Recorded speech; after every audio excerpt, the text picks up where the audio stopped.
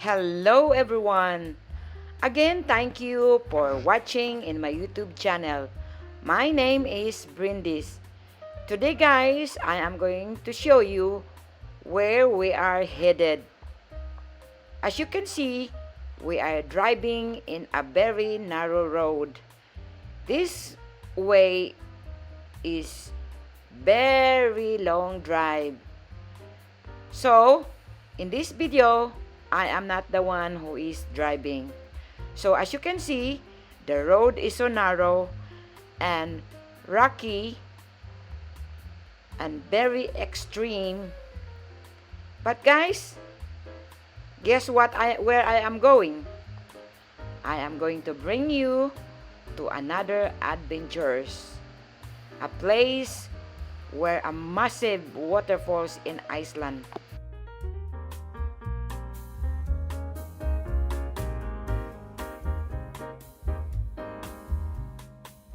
And just a quick reminder, if you really want to visit in this place, first thing first, you must check your car, the brake and everything, that it is good condition to drive a long drive.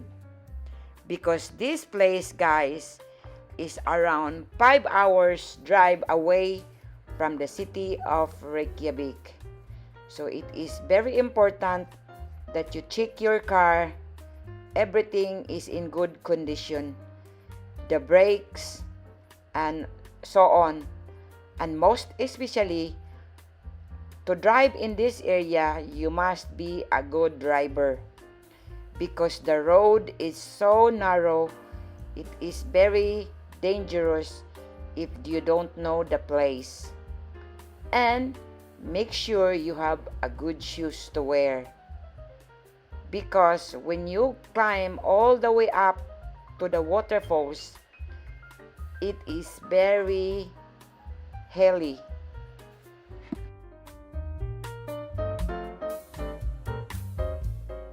In my opinion, this is an extreme adventures. But don't worry guys, to those of you who are with someone that is in a wheelchair, she or he can still view the waterfalls halfway because there is a pathway going to the waterfalls that if you are in a wheelchair, you still can see the waterfalls below.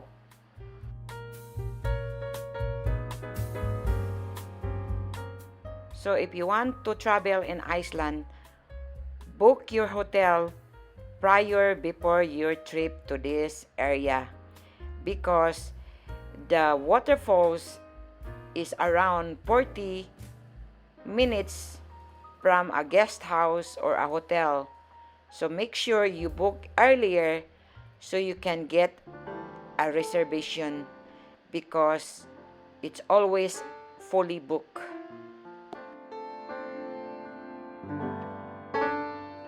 This is a long way drive, but you won't feel bored because of the stunning scenery that you can pass by along the road, the magnificent landscape, and the natures that Iceland has to offer.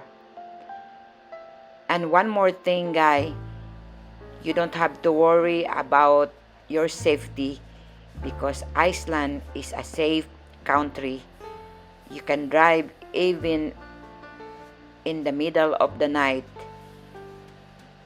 So you have nothing to worry about. Just like what I said earlier, just drive very carefully because the road is so narrow, and it is very important that you follow the road sign so you will not get into trouble. As you can see here, the road is so much hilly. Look at that.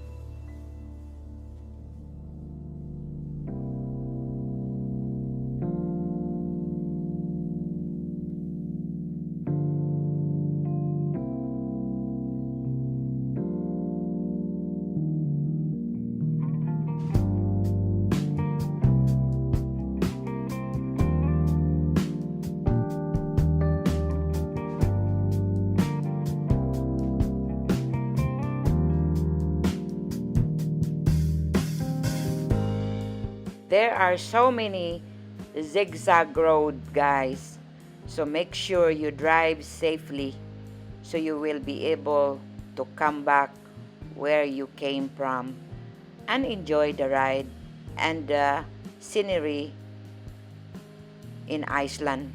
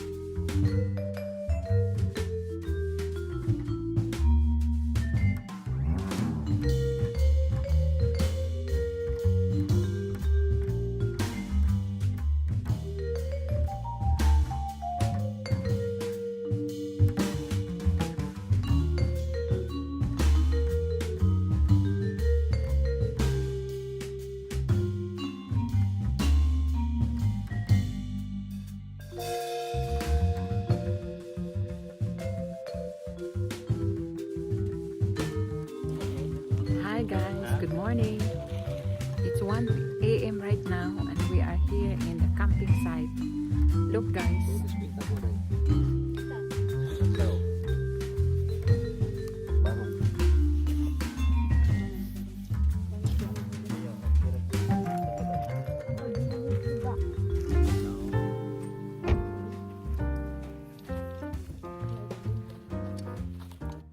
So guys, we are now here in the camping site. My brothers and my sister are going to put up our tent. So tomorrow we are going to Dinyandi Falls. But right now we need to settle down for the night. Anyway, this is the place where we're going to stay. We're only staying in a tent this time because we wasn't able to book a hotel nearby.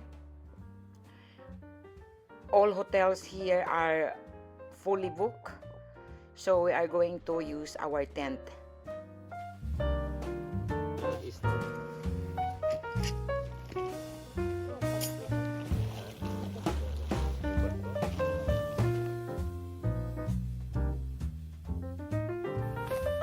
Good morning. I just woke up. We're here in the tent. Last night we arrived around 12:30 and we sleep around 1 o'clock because we put up the tent. Right now I'm still inside because it's cold. So guys, first I have to wash myself and then I am going to tour you around here in the camping site. So see you later.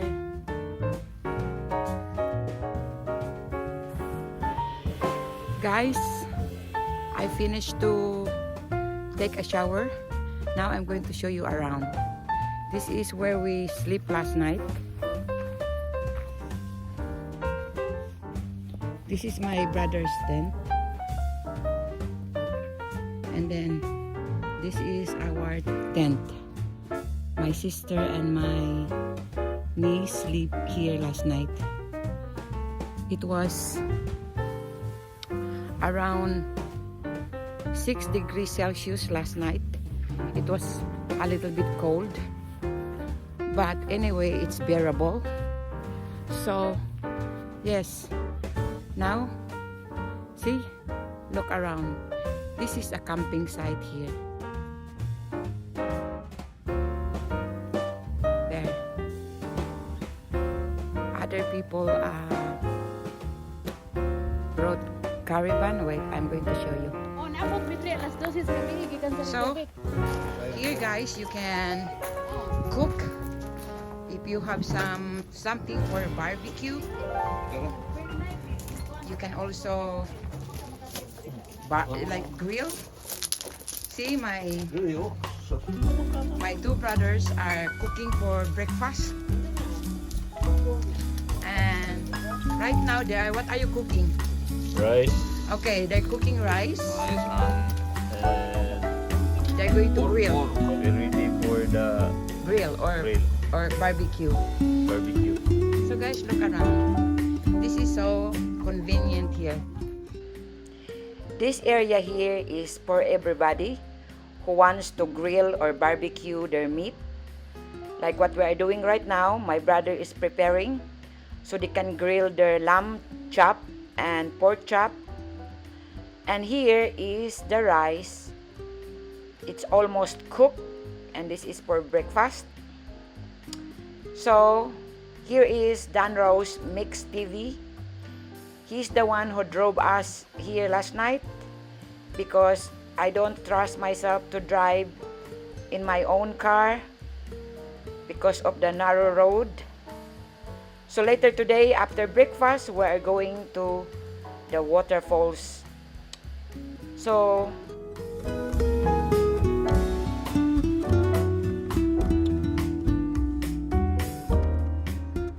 here we go.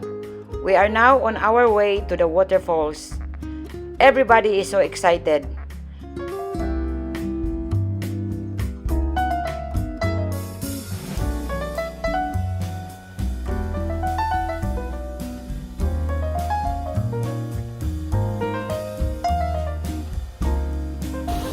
So guys, good afternoon. We're back here in Dinyandi Falls.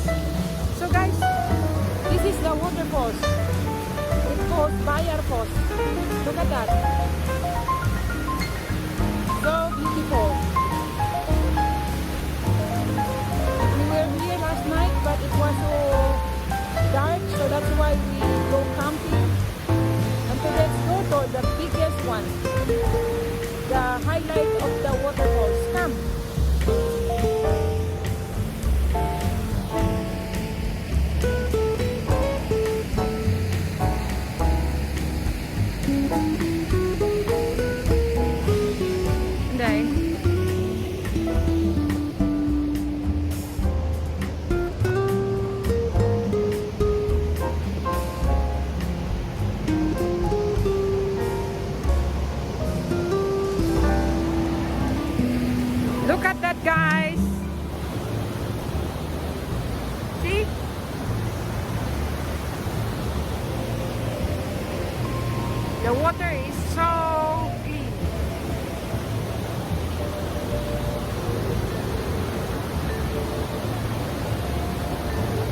called Hundapos.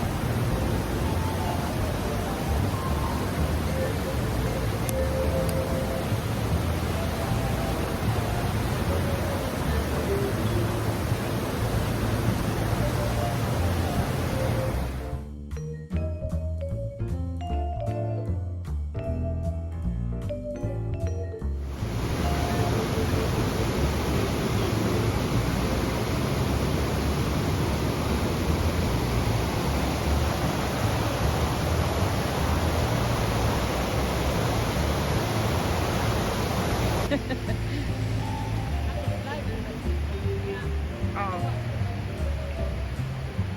So guys, look at the trail. Look how Iceland is very good when it comes to the welfare of the people or the tourists who visit in this area. It is a good way to walk. So to those who are with walking disability, they can easily walk right here. So here is another waterfalls, guys. There you are. Look at that.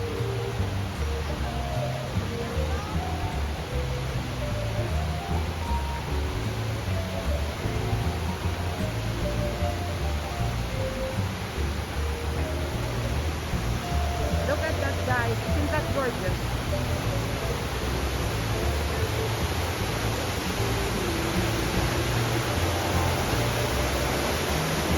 Look at that. So guys, this is another waterfalls. The one I showed you earlier, it was down. So we walk up, and then this is what we found. See? So beautiful. It's worth visiting here. 5 hours drive, guys, just to reach this area. So this is really adventures. When we came here, it was the road was so narrow, but look at that. So beautiful.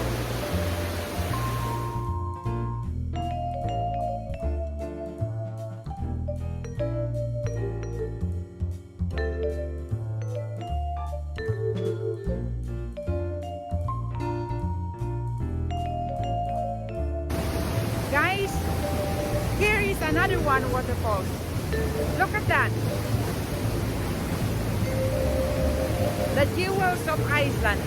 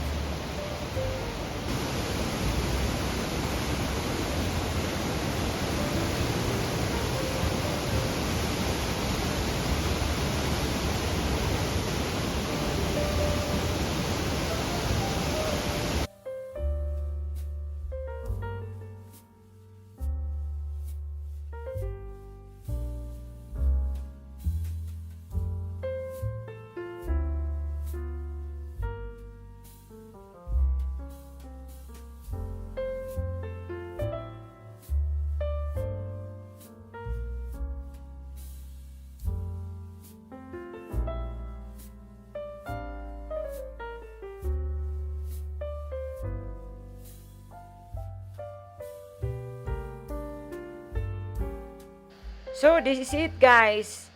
The Dinyandi Massive Waterfalls.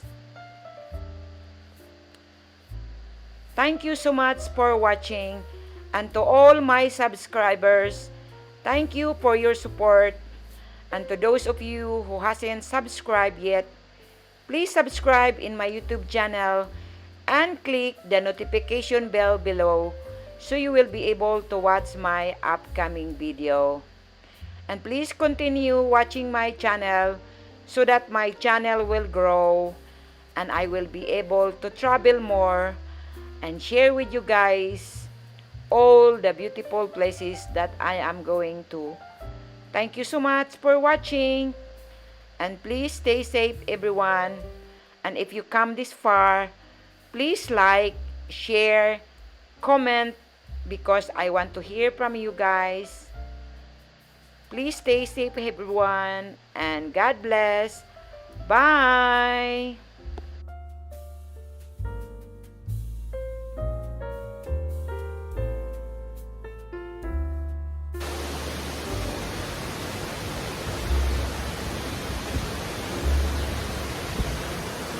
So guys, thank you for watching.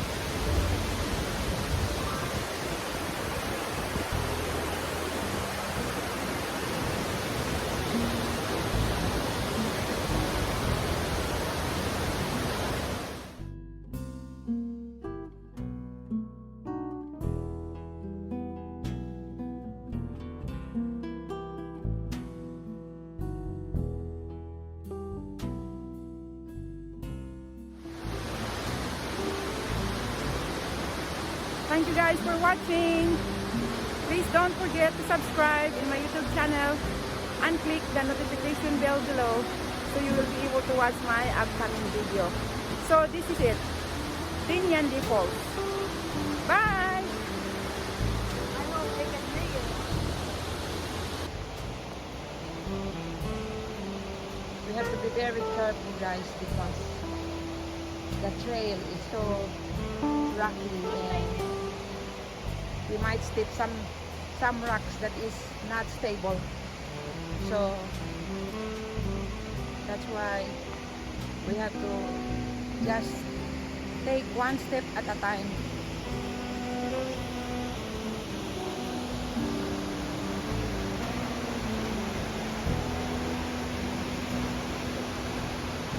Look at that, guys.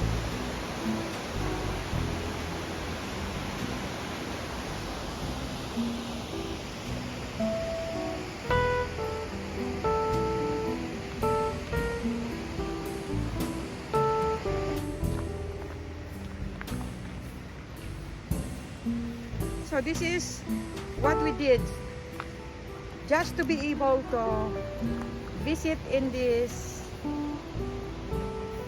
biggest waterfalls in Iceland, guys. So we're on the way down now, but I will show you there. Look.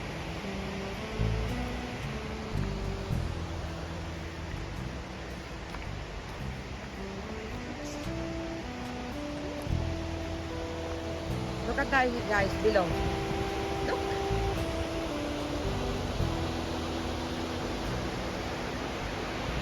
There. Pasaka pa sila? I'm going to show you guys up. Look, look, look, look, look. There. But we're going down now. So let's go.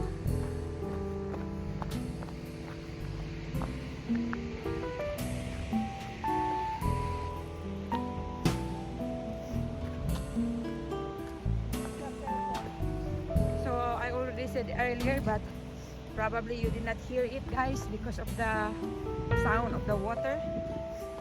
Again, thank you for watching in my YouTube channel.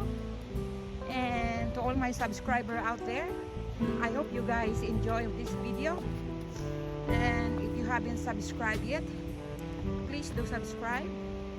And don't forget to click the notification bell below so you will be able to watch my upcoming video. Thank you so much, and Stay safe, everyone. Bye. Ang imong battery. Wala na akong bag in case na ako'y kamera. Oo, Kahit sayang. makuha nimo, makabit nimo. Bibili na lang ni mong drone. So this is guys, this is the trail on the way down now. It's not so much difficult because we're going down. But earlier when we were trying to climb up, I'm panting.